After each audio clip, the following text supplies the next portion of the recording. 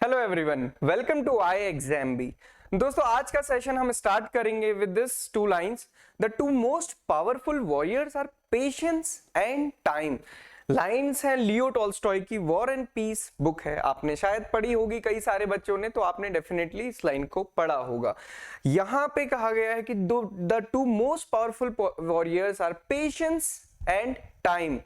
Time की बात अगर हम बाद में करें, उससे पहले हम पेशेंस को यहां पे ध्यान में रखें। तो आप लोगों के पास अभी, क्योंकि नाबार्ड ग्रेड ए का एग्जामिनेशन का प्रीलिम्स हुआ है, रिजल्ट आने में टाइम है, और ये जो बीच का टाइम है, बीच का टाइम कैसे पास किया जाए, सबसे बड़ा डिफिकल्ट क्वेश्चन आज के टाइम का। उसमें भी सबसे बड़े क्वेश्चंस बार बार हमारे सामने क्या आता है जब हम यूट्यूब चलाते हैं या जब हम फेसबुक देखते हैं, टेलीग्राम देखते हैं, कि कट ऑफ क्या होगी, क्वेश्चन पेपर का एनालिसिस, नॉर्मलाइजेशन से क्या इफेक्ट पड़ेगा, क्या रिजल्ट आएगा। ये बहुत हजारों टाइप के क्वेश्चंस हमारे सामने होते हैं। तो उस सारी चीज में कैसे अपने आप को स्टेबल रखें एंड कैसे आगे की प्रैक्टिस करें और कैसे अपने को एक डायरेक्शन दें। डायरेक्शन ऐसी होनी चाहिए कि जिससे आपके अंदर कोई इनस्टेबिलिटी ना आए। वो कैसे होगा, वो आज हम डिस्कस करेंगे। तो सबसे पहले आपको ये ध्यान में रखना है पेशेंस एंड टाइम। जब भी हम पेशेंस एंड टाइम की बात करते हैं, टाइम को अगर आप करीब से देखो, टाइम को करीब से देखने का मतलब ये नहीं कि घड़ी के पास जाके देखना है, आपने उसको करीब से देखना है। करीब से कैसे देखना है? टाइम आपसे कहता है कि अगर आप मेरे अकॉर्डिंग चलोगे या प्लान होके चलोगे तो आप जरूर आगे जाओगे, और अगर आप मेरे अकॉर्डिंग मुझे ध्यान में रख के नहीं चलोगे तो आप कहीं भी नहीं जा पाओगे। अगर आप प्लान करते हो किसी भी चीज के लिए, डेफिनेटली आपको सक्सेस मिलती है, आपके पास टाइम की कोई कमी नहीं होती है। अगर आप इसी टाइम को बिना सोचे समझे कुछ भी कहीं भी कुछ भी कर देते हो, तो आप फिर उसके बाद हमेशा कहते हो कि मेरे पास तो टाइम ही नहीं है, टाइम की कमी हो गई, मुझे तो टाइम ही नहीं मिला पढ़ने का, मैं तो कब शुरू करता, टाइम ही कम दिया गया था। ये क्वेश्चन हमेशा होता है। आज हम इसी सारी चीजों से डिस्कस करेंगे। अच्छा, ये कहना तो बहुत आसान होता है, ये लाइन पढ़ना भी बहुत आसान होता है, पर क्या वाकई में हम इसे समझ पाते हैं? देखो, दो लाइन पढ़ के मीनिंग हर कोई समझता है, सबको पता चलता है, बहुत अच्छी बात कही है। But again, we are human being, हमारे कुछ सेंटिमेंट्स हैं, कुछ हमारा माइंड मेकअप है, और वो फीलिंग्स हैं, वो हर किसी के साथ होती हैं। एग्जाम आने के बाद कोई बच्चा ऐसा नहीं होगा कि एग्जाम देकर आया, ओके बहुत अच्छा मेरा एग्जाम हो गया, या जैसा भी हुआ मैं मेंस के लिए तैयारी करता हूँ, पॉसिबल ही नहीं है ना? हर कोई सोचता है। तो उस कंडीशन में क्या चीज करनी चाहिए, क्या थोड़ा सा हमारा डिस्कोर्स होना चाहिए, ये हम डिस्कस करेंगे। एग्जाम खत्म हुआ, एग्जाम के बाहर हमने देखा, ठीक है, एग्जाम खत्म होने के बाद हम बाहर क्या देखते हैं, एग्जामिनेशन सेंटर के बाहर कोई कहेगा पेपर तो बहुत इजी था, कोई कहेगा पेपर तो बहुत टफ था, सुबह का पेपर बहुत इजी था, शाम का पेपर बहुत ज्यादा टफ था। कट ऑफ कितनी होगी इस बार? तो कट ऑफ पक्का ज्यादा जाएगी, पिछली बार तो ना क्वेश्चन पेपर बहुत टफ था, पिछली बार के क्वेश्चन पेपर में कुछ समझ ही नहीं आ रहा था, इस बार का पेपर बहुत इजी था। मतलब डिफरेंट डिफरेंट टाइप के। एंड अगेन, उसमें सही कौन बोल रहा है, झूठ कौन बोल रहा है, या किसकी एनालिसिस सही है, किसकी गलत है, किसको पता है? किसी को नहीं पता। आपकी जो एनालिसिस है वो क्या आपके बगल वाले के अकॉर्डिंग होगी? नहीं होगी, डेफिनेटली नहीं होगी। आपको लग रहा है कि आप आंसर सही करके आए हैं, पर क्या पता वो आंसर गलत हो, है ना? पॉसिबिलिटी तो उसकी भी है। तो यहाँ पे क्या है, आज के टाइम पे आपके पास कुछ क्वेश्चंस हैं, आपके पास 5 ऐसे क्वेश्चंस हैं जो आपको आगे की चीजें आपकी डिसाइड करते हैं और आपको बताते हैं कि आपने आगे कैसे चलना है, और वो एक टाइप से आपको फिक्स कर देते हैं कि क्या आप आगे कुछ कर पाओगे कि नहीं।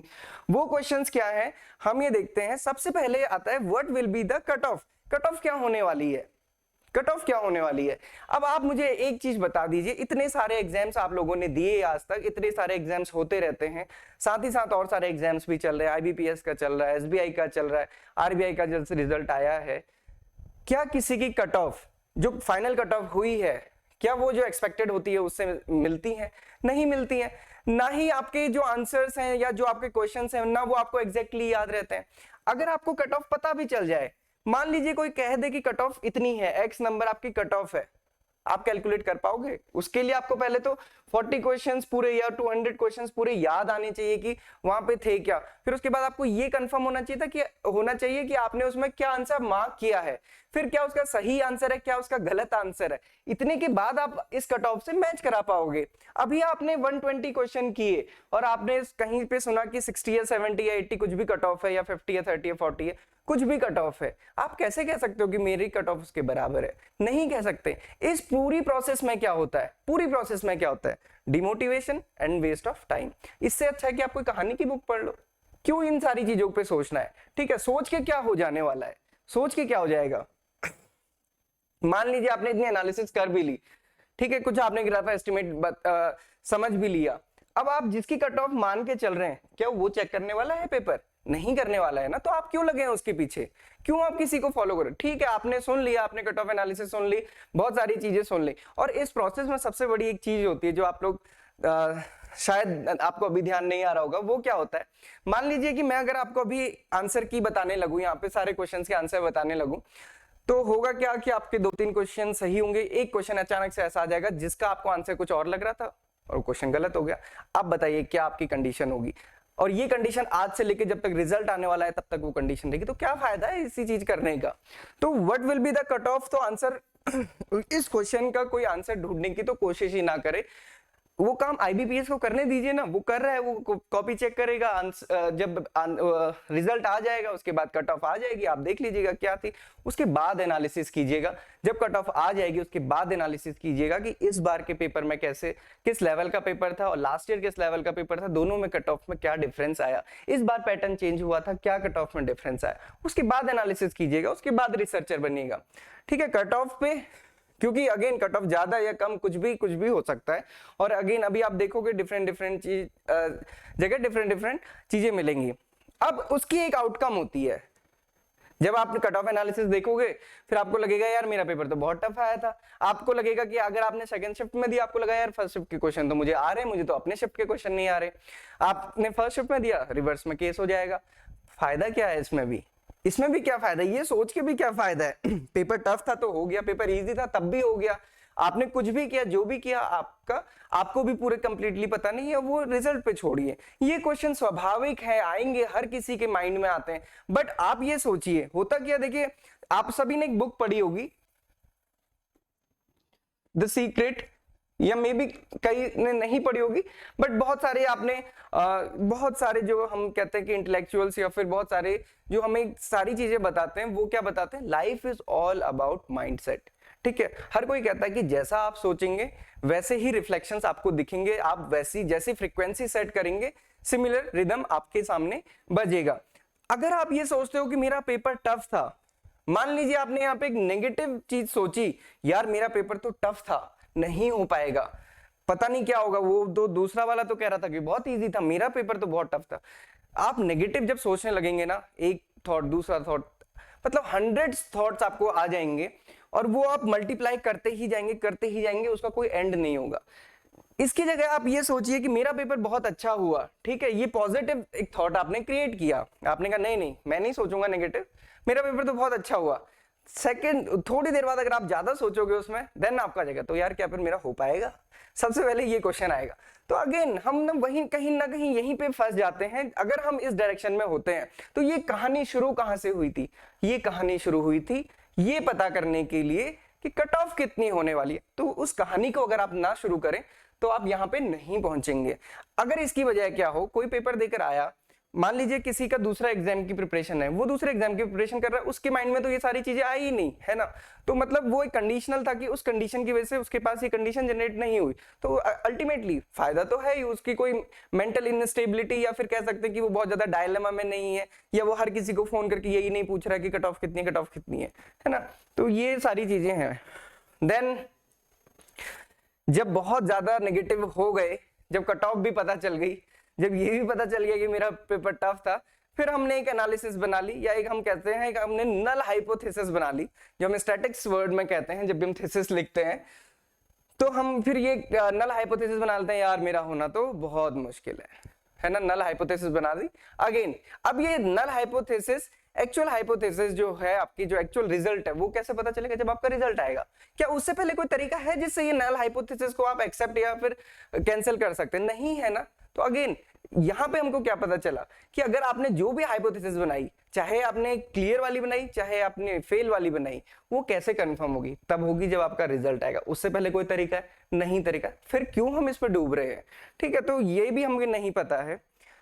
अब फिर सबसे बड़ी बात आती है, क्या होगा अगर मैं फेल हो गया तो, क्या होगा अगर नहीं हुआ तो, है ना। यहाँ पे बहुत मतलब आप सोचिए हर किसी के साथ होता है। एग्जाम दिया, 10th के एग्जाम दिए होंगे सभी ने, 12th के एग्जाम दिए होंगे, मार्क्स तो हमें तब भी पता नहीं होता, हमें पता होता था कि हमारा पेपर अच्छा हुआ है या पेपर हमारा बुरा हुआ है। मार्क्स हमें तभी पता नहीं चलते थे, वो रिजल्ट में ही पता चलते थे, चाहे आप कितने ही डिस्कस कर लीजिए, क्योंकि जिसने कॉपी चेक करनी है वो उसका डिस्क्रिप्शन है कि वो कितने मार्क्स देगा। अब हम इस चीज में जो मैंने अभी आपको बात कही थी ना माइंडसेट वाली, वो यहीं पे वर्क करती है और सबसे ज्यादा यहीं पे वर्क करती है कि व्हाट इफ आई फेल्ड। हम इतना नेगेटिव चले जाते हैं, इतना नेगेटिव चले जाते हैं। एक बात अगर यहां पे आप जस्ट सोचिए, फेल हो भी गए तो क्या हो जाएगा, है ना, क्या हो जाएगा अगर फेल हो भी गए तो? कोई जीने मरने का सवाल है नहीं, है ना। एग्जाम था, एक एग्जाम था, हर साल एग्जाम होता है। यहां पे आपको सोचना है कि आपने कितनी मेहनत की थी, कितना आपने हार्डवर्क किया था, कितना आपने टाइम दिया था, ठीक है, ये आपको सोचना है।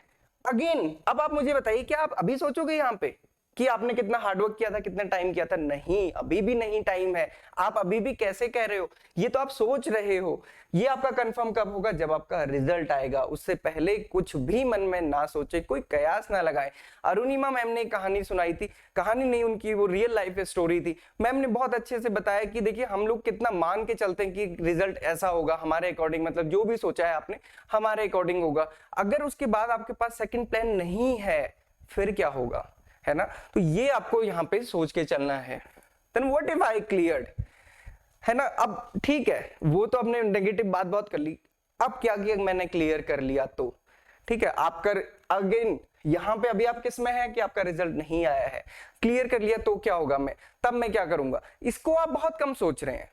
इसको आप कम क्यों सोच रहे हैं? क्योंकि कहीं ना कहीं डाउट होता है, हम नेगेटिव की तरह ही अट्रैक्ट होते हैं, पॉजिटिव साइड हम बहुत कम देखते हैं। अब मान लीजिए कि आपने कट ऑफ एनालिसिस करी, सब कुछ करा, आपको लग रहा है पॉजिटिव वाइब्स आपको आ रहे हैं कि आपका सिलेक्शन हो जाएगा फॉर द फेज 2, तो क्या आपने पढ़ना शुरू किया?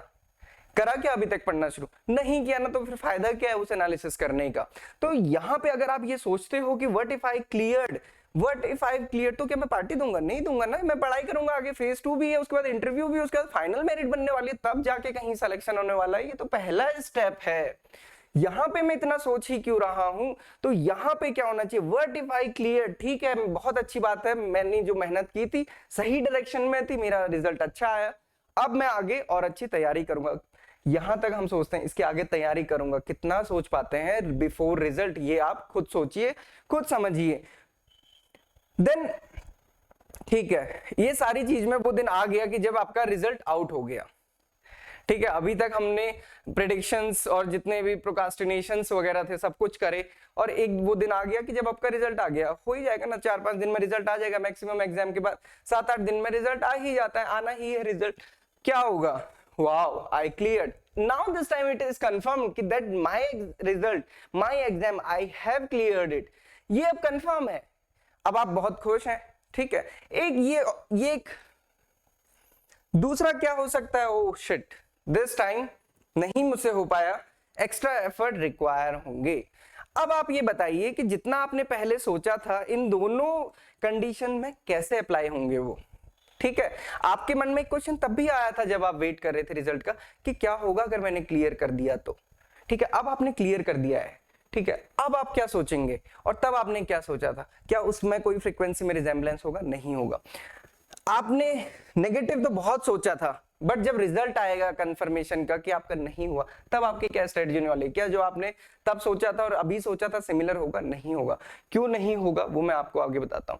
अगर क्लियर आपने एग्जाम किया, तब फिर आपके सामने क्या सबसे बड़ा चीज आती है, ओहो इतना जल्दी पेपर होने वाला है, मैं तो तैयार ही नहीं हूं, I am not ready, this is too early.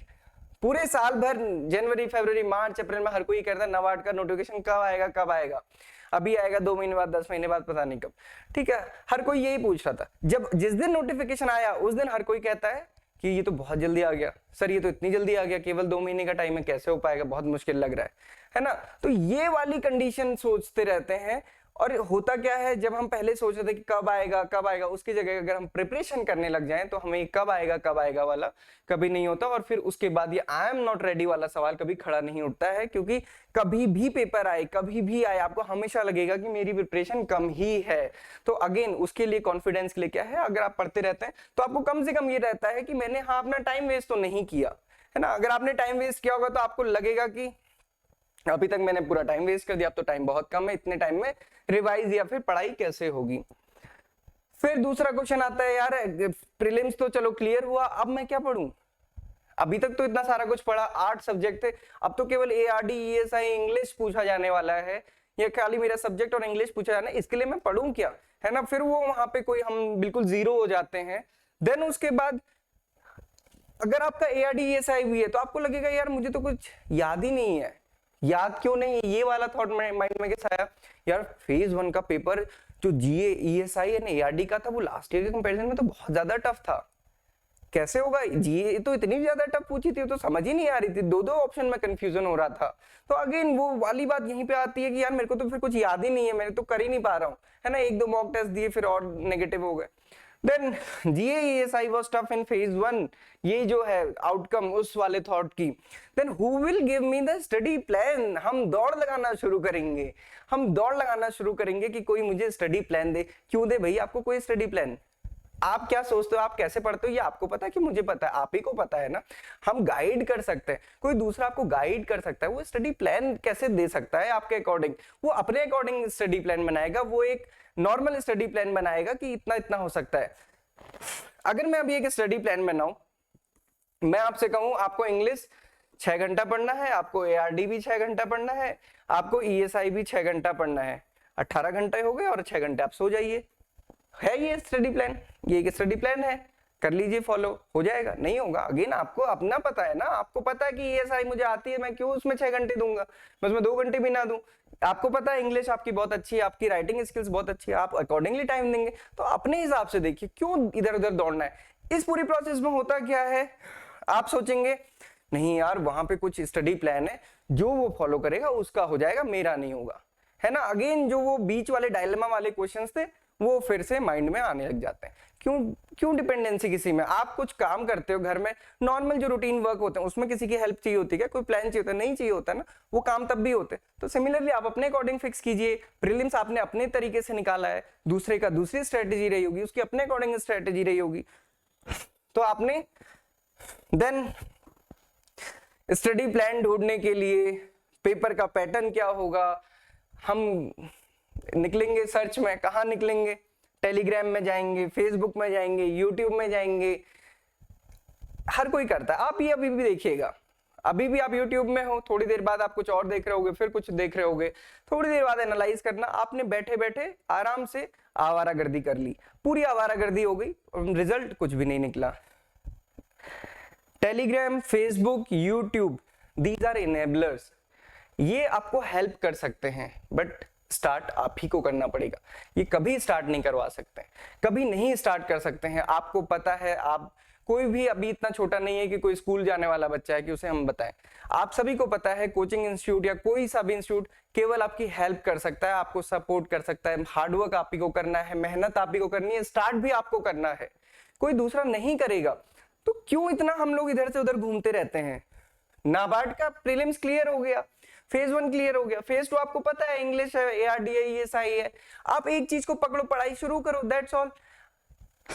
Again यहाँ पे फिर सोचते हैं कि यार कौन सी साइट अच्छी है, कौन सा, कहां से मैं पढ़ूं। जो लास्ट टाइम के थे उसने तो यहाँ से पढ़ा था, उसने वहां से पढ़ा था। जो लास्ट सक्सेसफुल स्टूडेंट था उसने तो कहा था मैंने यहाँ से पढ़ा था, उसने कहा था मैंने सेल्फ स्टडी की थी।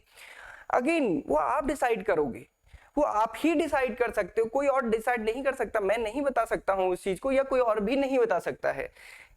इतने सारे स्टूडेंट हैं, हर टीचर का हर स्टूडेंट को समझ नहीं आ सकता है, और हर स्टूडेंट एक ही टीचर को नहीं समझ सकता है। इस बात को भी गांठ बांध लीजिए।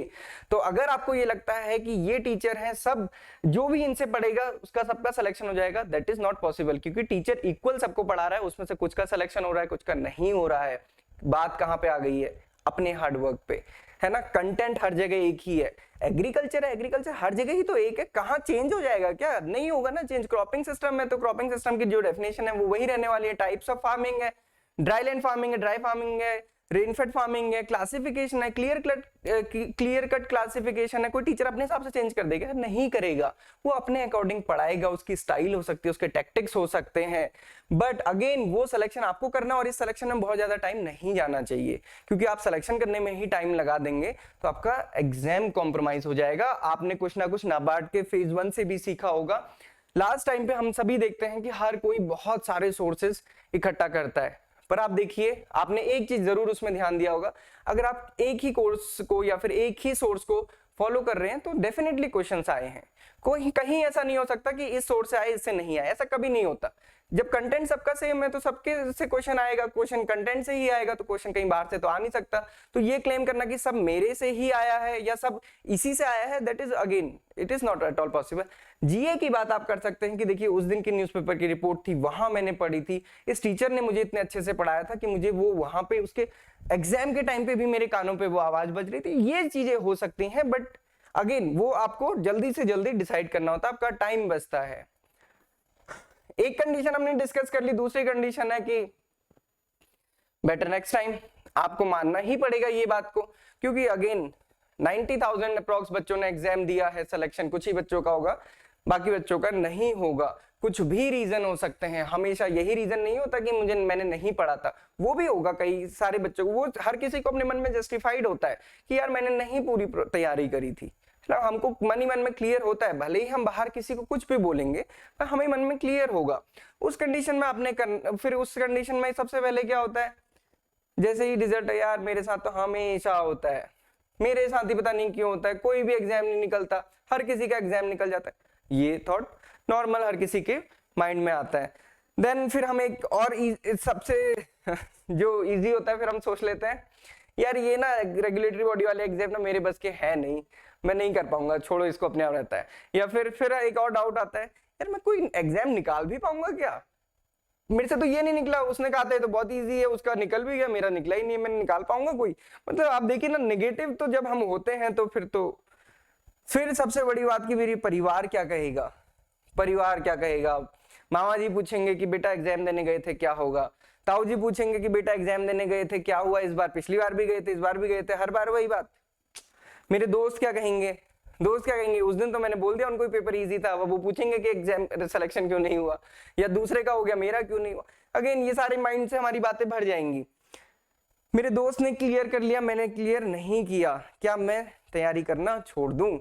मैंने आपको दोनों कंडीशन बता दी, मैंने आपको तब भी बता दिया जब आपका सिलेक्शन होगा, मैंने आपको ये भी बता दिया जब आपका सिलेक्शन नहीं होगा इन केस, तब भी आप बहुत सारा टाइम अपना ऐसे ही वेस्ट करते रहेंगे। अब आप ये बताइए मुझे कि इन दोनों ही कंडीशन में चाहे आपका एग्जाम क्लियर हुआ चाहे आपका एग्जाम क्लियर नहीं हुआ, तब भी आप नेगेटिव होते रहे, तब भी आप इधर भी सोचते रहे, दोनों साइड आप देखोगे थिंकिंग साइकिल लगभग सेम होती है, तब भी क्या फर्क पड़ा, तब भी आपका क्या आंसर यहाँ पे होना चाहिए, एक ही आंसर है, स्टार्ट प्रिपेयरिंग टुडे।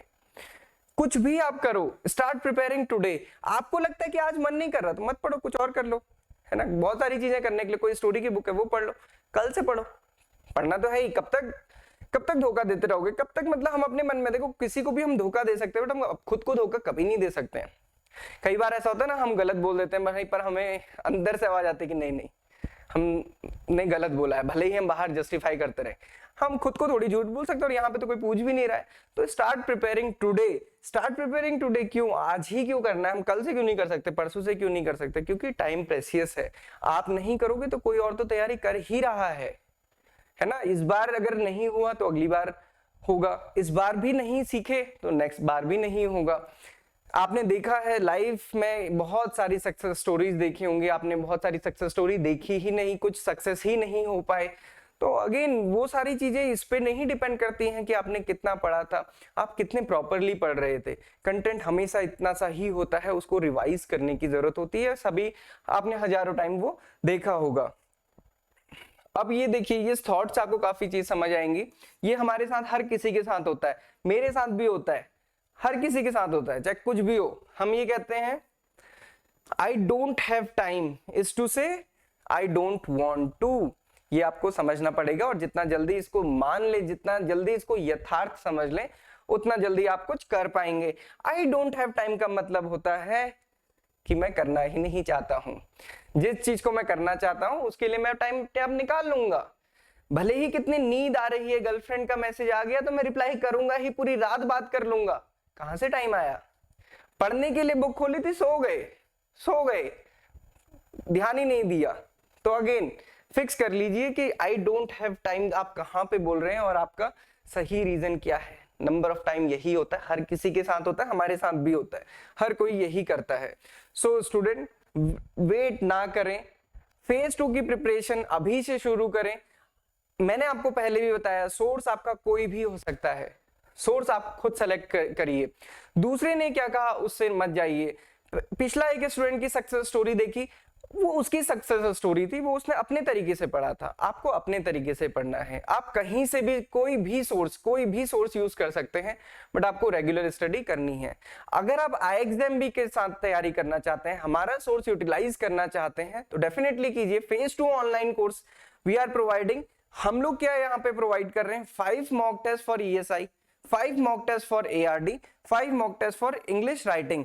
यहाँ पे जो हम प्रोवाइड कर रहे हैं उसमें क्या अलग चीज है, हम पूरा जो आपको फेज 2 जैसा एग्जाम वहां पे होना है, 50% डिस्क्रिप्टिव 50% ऑब्जेक्टिव, और इंग्लिश का तो कंप्लीटली डिस्क्रिप्टिव है, तो वो बिल्कुल सेम में। और जो आपका डिस्क्रिप्टिव पार्ट होगा उसको हम एनालाइज करेंगे, उसका आंसर जो आप लिखेंगे उसको हम एनालाइज करेंगे और आपको मॉडल आंसर के साथ उसको सपोर्ट किया जाएगा, अकॉर्डिंगली आपको गाइड किया जाएगा। इसके साथ ही साथ हमारी रेगुलर लाइव क्लासेस होती हैं विद द एक्सपर्ट फैकल्टी, चाहे वो ESI की, चाहे ARD की है, चाहे इंग्लिश की है, जो आपको सारी चीजें बताती हैं, आपके जो भी डाउट है वो क्लियर करती है। तो mock test for ESI, ARD और इंग्लिश, ये 5 मॉक टेस्ट वो हैं जिसको एनालाइज किया जाएगा। तो आपको अभी से प्रिपरेशन करनी है तो बहुत ज्यादा टाइम नहीं मिलेगा, क्योंकि डिस्क्रिप्टिव राइटिंग में बहुत टाइम लगता है, आपको भी टाइम लगता है, माइंड मेकअप करने में भी टाइम लगता है। तो आप आज ही स्टार्ट कीजिए। पर्सनलाइज फीडबैक है, इंडिविजुअल इवेल्युएशन है, ये सारी चीजें आपको मिलेंगी।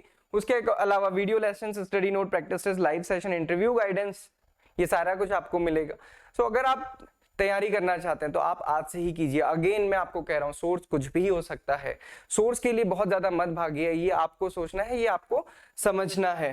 Okay, so phase 2 online course में IXMB का एक स्कीम है, ये कह सकते हैं आप, या एक ये ऑफर है। और ये जो मन में डाउट हम सभी के होता है कि अगर मेरा क्लियर नहीं हुआ तब क्या फायदा है, फिर ये मेरे पैसे वेस्ट हो जाएंगे।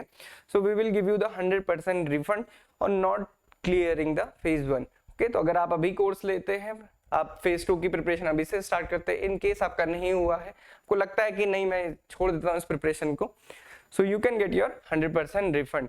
Okay, so this is all for today's session. दोस्तों, पॉजिटिव रहना और पॉजिटिव सोचना बहुत मुश्किल होता है, नामुमकिन ही होता है, बट अगेन हमें सोचना पॉजिटिव ही चाहिए। मैं आपको बताऊं कि नेगेटिव से आप बच नहीं सकते हैं, एक ही तरीका होता है कि कुछ अल्टरनेट ढूंढिए। अल्टरनेट कैसे ढूंढेंगे, मैंने आपको बताया ना, इतनी सारी चीजें नेगेटिविटी हमने जनरेट करी।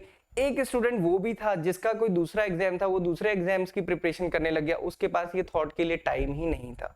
तो अपने आप को ऐसी चीजों में बिजी रखिए, ऐसी प्रिपरेशन में बिजी रखिए कि ये सारी चीजें आप पे हावी ही ना हो सके।